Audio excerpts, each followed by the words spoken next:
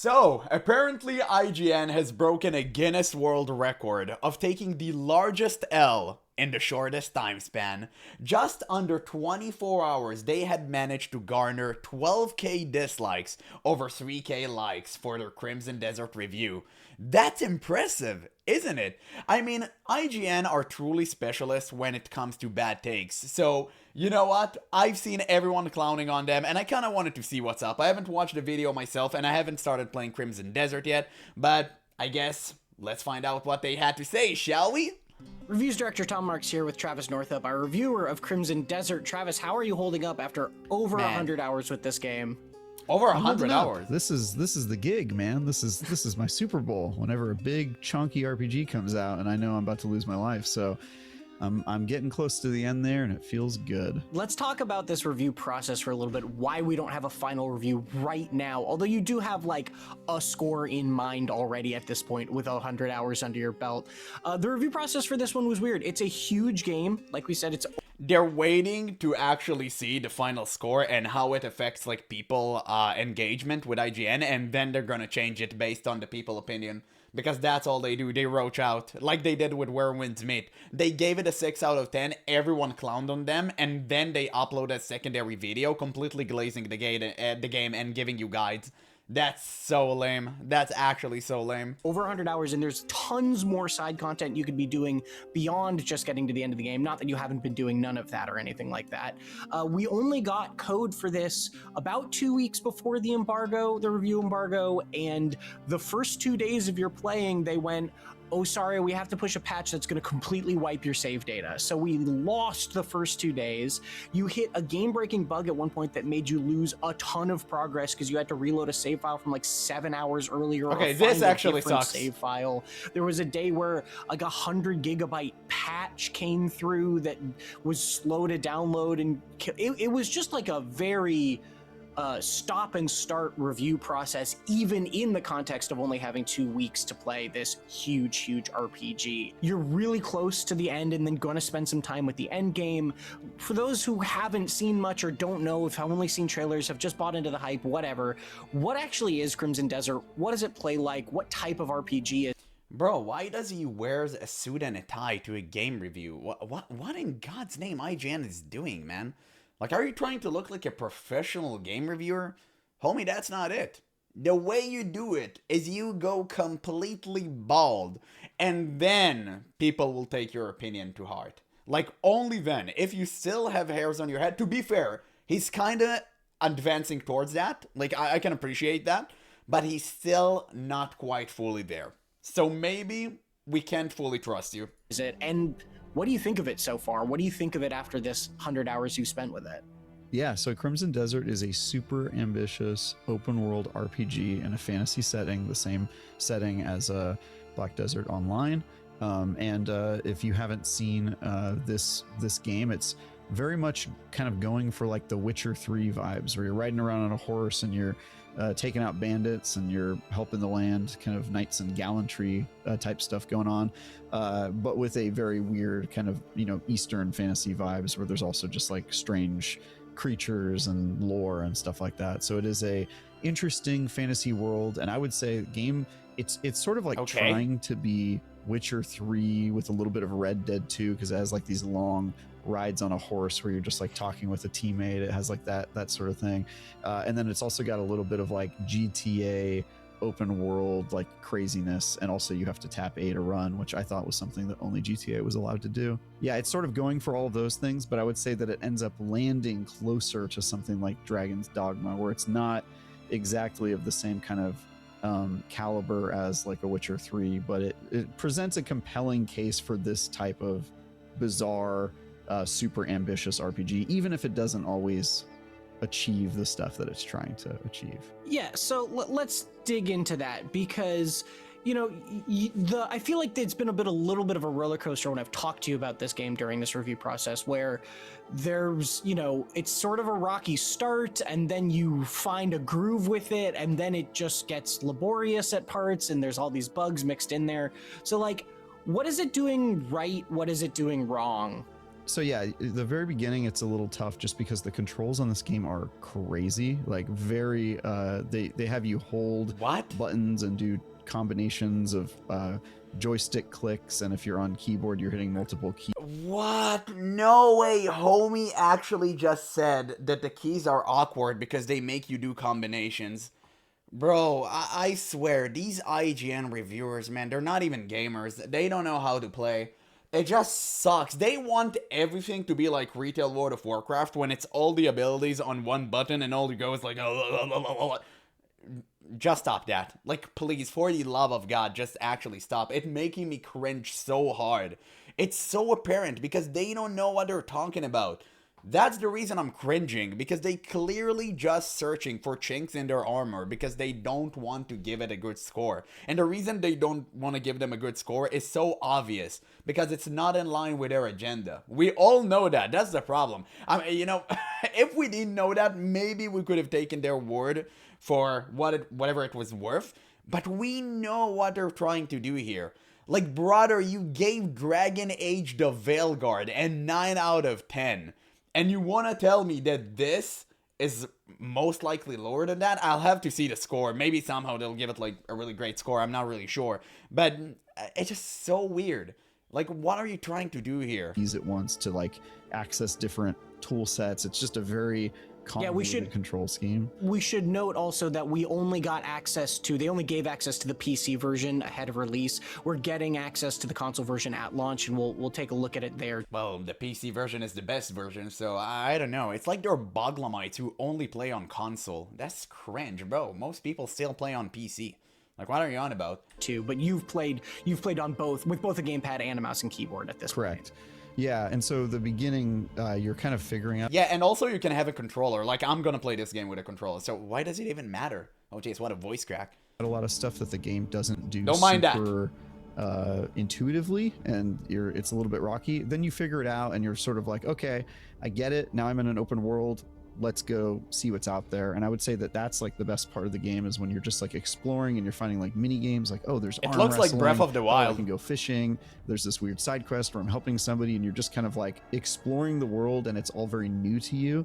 And that sort of is like the best part of any RPG, right? And I think this game, it has so many surprising elements in it that you're continually like, oh, okay, I kind of wasn't expecting that to be here. It has a little bit of Tears of the Kingdom as well, where you're like grabbing things and solving puzzles, and it's not to the point where you're like building contraptions and all that, but you do have like abilities. And also it does that thing in Tears of the Kingdom where there's a sky world and a floor world, and you're kind of going back and forth between the two and falling from the sky down back to the normal world. And so it does some stuff like that where you're just like discovering and having fun. And it feels like for some reason all that he's doing for his review and opinion is just comparing this game to other ones.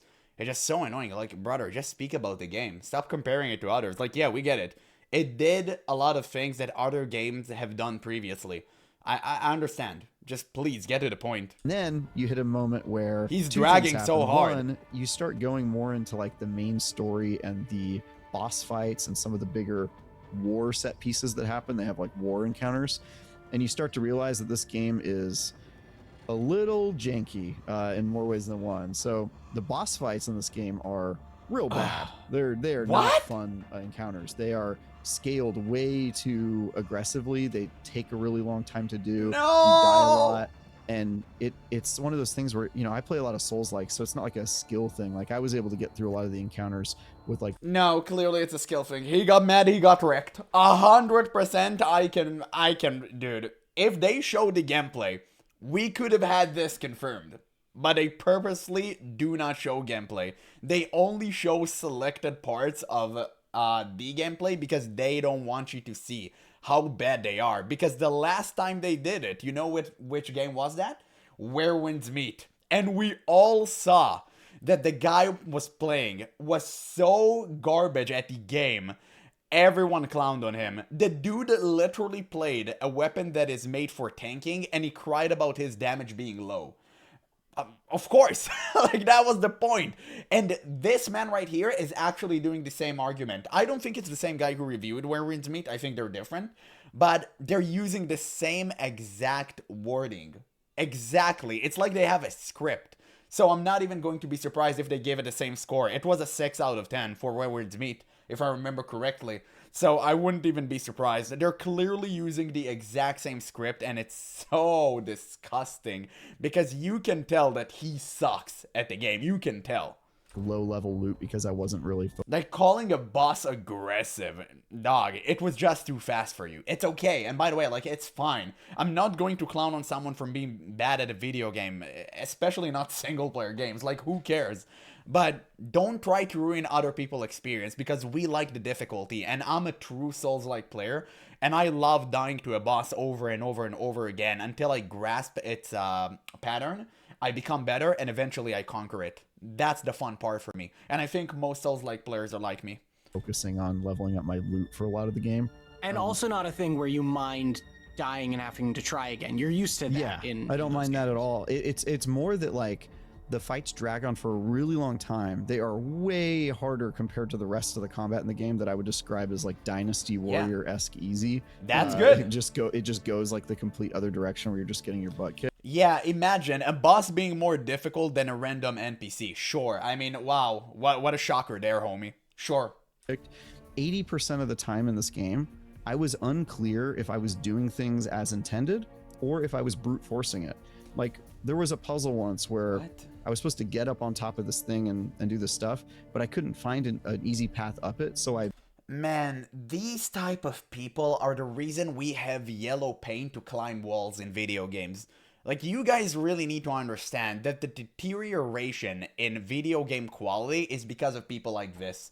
It's honestly that. And it's so cringe because if you're like me and you're approaching your 30s, you know that these type of games destroyed our soul because we're used to things being completely obscure and nothing is explained and given to us on a silver platter. You had to play a game and actually use your goddamn brain and to figure out what you need to do next. I don't want yellow paint. I don't want big red arrows telling me where to go. I don't want tips and tricks and what to do. Just let me play the game. Let me enjoy it. Let me figure out stuff by myself. Give me multiple routes to solve a certain problem. That's how you make a good game. Did that thing in climbing games where you find like a little alcove that you're not supposed to stand on, but then you do stand on it and it like gets your stamina back and then you climb the rest of the way. And that's how I got up it. It like felt like I was cheating. And that's fun. And that's fun. That's what you do in Where Winds Meet all the time. Literally exactly what he just described. I did this in Where Winds Meet every single time, and it's always fun. You find different ways to solve a certain problem. You don't necessarily have to go in the same route millions of players have walked before you. Like, that's okay. You don't need to have one path for everything. It's just so annoying to hear him say that, man. It's infuriating. I don't even know why I'm getting rage baited by an IGN video. At this point, I'm honestly, like, I'm just doing it for myself. As far as I know, that's how you're supposed to get up. That's a the me encounter. problem. And so, like, I never knew if I was brute forcing combat encounters, if I was brute forcing puzzles, or if it was just designed for you to sort of like flub your way through it. And it kind of seems like you are supposed to flub your way through a lot of these encounters, and it makes it feel real bad. That's distinct from Tears of the Kingdom and Breath of the Wild have a similar feeling where you're like, that am I supposed to be doing this right now sort of thing. But that game really rewards you for being creative. That's the feeling you get is like, wow, I cannot believe that this weird thing I didn't think I was supposed to do worked. Whereas you're saying this doesn't really evoke that. Yeah, okay, you know what? That's actually interesting. Why would you ever give Breath of the Wild way more leniency and not this game? Let's hear his response first. Same rewarding feeling. It feels like you either did it wrong or you broke something. And sometimes you are doing it wrong, by the way. Like, I was talking to Mitchell Saltzman and I have been talking about this game a lot. And like, he missed an entire ability that you're supposed to get mandatorily in one of the early chapters. And if you don't get it, you just can't get it. And it's a huge part of the game. It's like a power you need to get through like lots of side quests and optional stuff. And you know, we asked that we have access to the developers during this period, luckily, and so he said, okay, so he deflected. He just completely avoided the question. Of course, he wouldn't answer that. I was waiting for his answer, and yeah, he completely like shifted. Okay, I understand that. That's a very well-known tactic.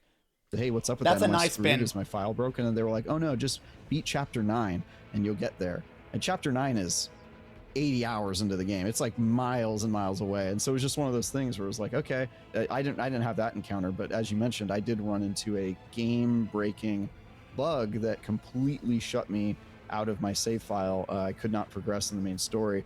And because I was 7 hours behind, I had to choose, okay, am I going to start 7 hours over, or am I just going to borrow somebody else's save file who's around the same part as me and then continue playing through their file? And so which is not ideal. Oh no, not ideal at all. And it sucked because I really was attached to my character, my build, and it felt like I had like my own story. And yeah, that sort of stuff. Between like the jankiness, like there are bugs, like weird stuff happens, quests break, like stuff just happens in the game where you're just like, oh man, that sucks, it really hurts. And then also just like the moment-to-moment gameplay, particularly in the main storyline, where things just feel very poorly tuned and off kilter and out of nowhere, between the unintuitive puzzles and the boss fights that just feel arbitrarily difficult, where you're not sure if you're supposed to be getting good or leveling up your equipment, or if you're just supposed to eat 50 stacks of meat while you like chump your way through these. Like it seriously is just... Man, you can tell some boss destroyed him inside of the game and he's still salty about that. You can tell. Just a very weird game from top. I will say about the bugs, if what they're saying is true, and I'm not really sure it is, because they have said the exact same thing about Where Winds Meet, and personally, I haven't encountered a single bug in that game. So if what they're saying is true about Crimson Desert, that they encountered a huge bug that reset 7 hours of progress, I agree with them, okay? That's really bad. I wouldn't like to see that happen to myself or anyone else. I think that's extremely frustrating, where all your achievements and everything that you got pretty much just went into the bin. I think that's really, really bad when it happens in a video game. Personally, it happened to me in The Witcher 2, and it just really sucked balls. I'm not gonna lie. So if what they're saying is true, that is important, and I really wish they would fix that. To bottom. And so the longer I've played it, the I more want to I've be been kind fair. of frustrated because I'm running into these issues and it's just sort of getting old. And one of those is that they just don't know when to end a combat sequence. Like the big war sequences, they go on for way too long, where you're like doing multiple steps. Like you have to carry around a flag and plant it while 80 guys are around you hitting you. And if one of them hits you, you drop the flag and then have to begin this long button mashing process to pick it up super slowly and move it another couple feet. Like, I really wish people would stop having fun inside of the game, because, you just want to reach the end and you don't really want to do anything else. Like, I don't get it. You go into a big war. Oh, geez, what a voice crack. You go into a big war, you do all of these fun stuff, you fight a lot of people. I mean, who would want that, right, guys? You just want to reach the end. Of course. Stuff like that where you're just like, oh. And by the way, that's the exact problem with IGN and all of these reviewing companies. They only care about reaching the finish line. They don't care about the process. They don't review it from the same lens as we do, as like gamers who just want to have fun with a game, because they're trying to race to the finish line first and get their opinion out there, and we just want to play the game for what it's worth. I mean, an IGN reviewer can have 100 hours on a game and it would be considered really bad because he did it very slowly, but a person such as myself can have 500 hours on the same game and I wouldn't mind, because that's how I enjoyed it. So that's the real problem, and I think that's why most people don't take these reviews seriously anymore, because they know they're not being viewed from the same lens as like they do. So it's not going to be the same experience. My God, I've been at this for 4 Yeah, you come from a completely different perspective. hours and I'm still on the same step of the quest, and it's just like, please let me out of this. I would say the description is the high. But you're supposed to have fun. Why would you want to get out? If you want to get out, then don't play the game. Highs are quite high because they've done the super ambitious thing and they've kind of thrown everything at the wall, but the lows are really low. And it kind of feels like this game tries a little too much. It bites off more than it can chew, and it ends up being kind of a jack of all trades and a master of none, particularly in kind of the shape of its story and combat encounters and the stuff you're doing out in the world. It just has a very uneven kind of this feel looks to it. fun. So you're close to the end, like we said. Yes. What's I love the kind of minigames. left to see? What's the lingering questions? End game, if there is that, Pretty that sort of much. stuff? Pretty much, yeah. So I've tried to focus mostly on the story, which I don't really recommend. Like you kind of need to smell the roses in this game. It kind of forces you to be ready for the next part of the story. So Yes, but Dragon Age the Veilguard was a 9 out of 10 story. Of course. Of course. Yes. True champion. Okay.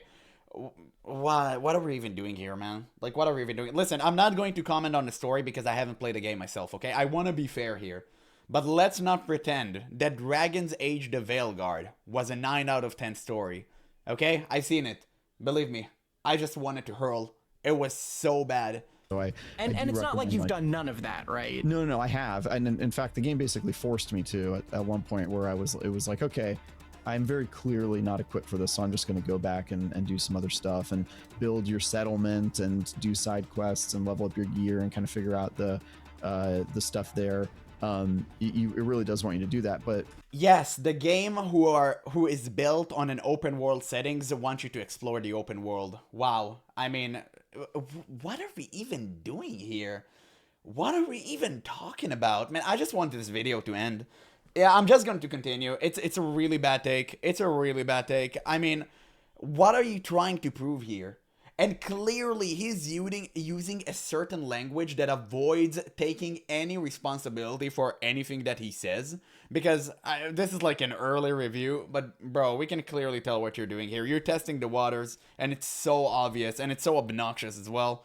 Because there's not a single point in this video where he actually said something solid. Like, everything is like lukewarm takes, and that's it.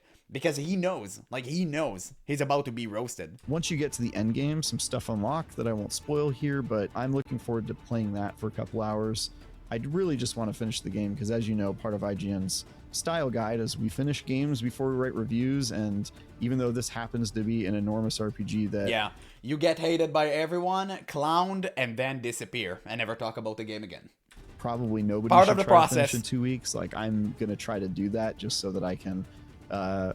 speak from a completely informed perspective before I put a final score on it. So you've got a little bit more to see. You've seen a ton already. What do you, if you had to score it now, what realm would you be in? Obviously, this isn't official final score. It could still shift if the end really saves it or botches it, or the end game is truly amazing. Whatever. But like, what realm are you in right now? Yeah, it can always change, and I try to keep an open mind during these things, but after 100 hours, you're gonna have some opinions about a game, and and I have a lot of them, right? And so I'm gonna be writing my review in progress later today, at the time of this recording. But my overall thoughts is like it tries so much. It's a technical marvel, which we haven't really talked about, but like it just looks absolutely stunning and performs surprisingly well. A technical marvel outside of all of the game-breaking bugs. Yes, the game-breaking bugs. I mean, technically, like frame rates and the way it just looks pretty throughout. Performance-wise, Performance-wise, it looks good.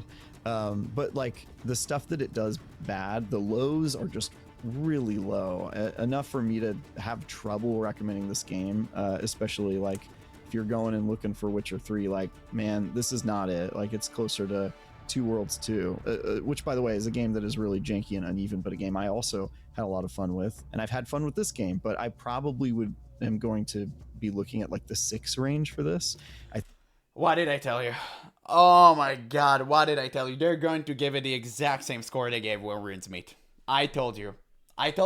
It was obvious, man. They're operating on the same exact mindset whenever they review every single video game. It literally doesn't matter which type of game they review, they always do the same thing. And it's just so, it's so on the nose as well. And it just drives me crazy sometimes because people do listen to IGN for some reason. I mean, how else the company still holds? To be honest, I think after all of these bad takes and like rage bait videos they provide for us and all the dislikes, they would go bankrupt. But for some reason, they still hold, man. I mean, I guess they're making their money, right? So clearly someone is listening to them. And I don't know who. Because why in God's name would any sensible human being with a rational capability to think would do this? Would actually listen to that? It's so garbage. It is so garbage. And I'm not even slightly surprised here. I think it falls short of me being able to like soundly recommend it with a 7 as like a good game. I would say it is an okay game. Like it does the stuff that it does super well, and the fact that it just has so much in it, it's hard to look away from that because they tried so hard with all the different things they put in the game. But you know, they threw everything at the wall, and now you're going to the buffet, and there's a lot of options here, but none of the food is particularly good at the buffet. You know what I mean? And that sort of is where I'm at with this one. It's a lot of stuff, but the amount of stuff that I would describe as like definitively good and that I've had like a great time doing is getting thinner and thinner the longer I play, man. It's been tough. Well, Travis, thank you very much for telling us your thoughts so far. Obviously, yeah, no, so pretty much the end of the video. I'm just gonna call it here. Man, this was such a massive rage bait by IGN, but to be fair, like, IGN do stand for ignorant gamers, and you can decide which one is the last letter, because I don't know, maybe Neanderthals, I'm not really sure. Very, very primitive way of reviewing video games, so it kind of fits, but at the same time, I just really think nobody's really listening to them. And clearly, the like to dislike ratio reflects this. Like, you can tell. It's such a bad take. I mean, I did not play this game yet, so I'm not going to go too hard on them, because I want to keep my integrity. I want to try this game out for myself, and then I can judge.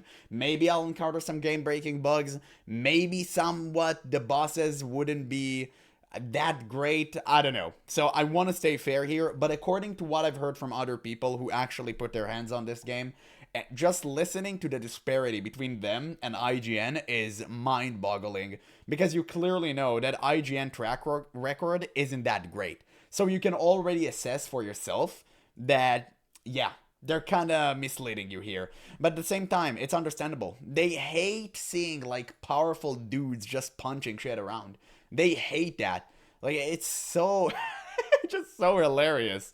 But at the same time, like, who cares? We're gonna try this game for ourselves, and we're most likely gonna have fun doing so. This was such a cringe rage bait video, but I'm glad I watched that, because y'all enjoy watching me suffer from time to time.